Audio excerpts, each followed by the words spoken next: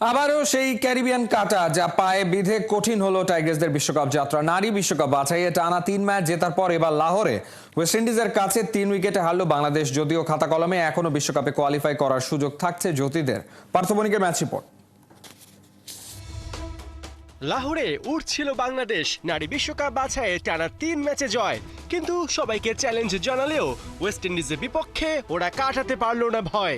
যাদের কাছে সিরিজ হেরে সরাসরি বিশ্বকাপে খেলা মিস হয়েছে, সেই ক্যারিবীয়দের কাছে বাছাই পর্বেও টাইগারদের হার।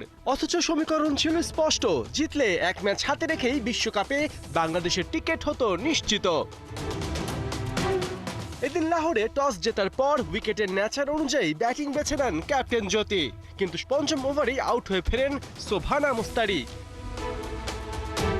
আর এরপরেই ফারজানাকে নিয়ে বাংলাদেশের হয়ে দ্বিতীয় উইকেটে সেকেন্ড হাইয়েস্ট জুটি করেন শারমিন আক্তার।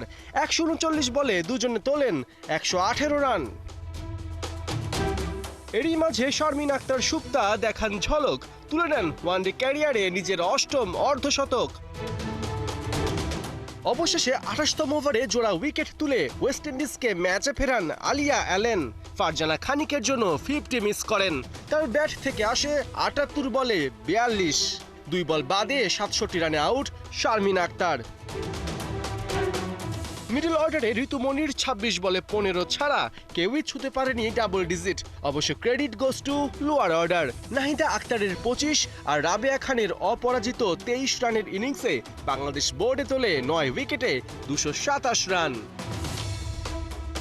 টার্গেট তারা করতে নেমে ওয়েস্ট ইন্ডিজের ওপেনিংয়ে আসে 26 রান।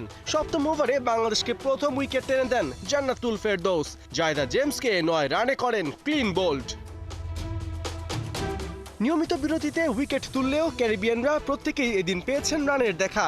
শিনেল হেনরি তুলে নেন 50।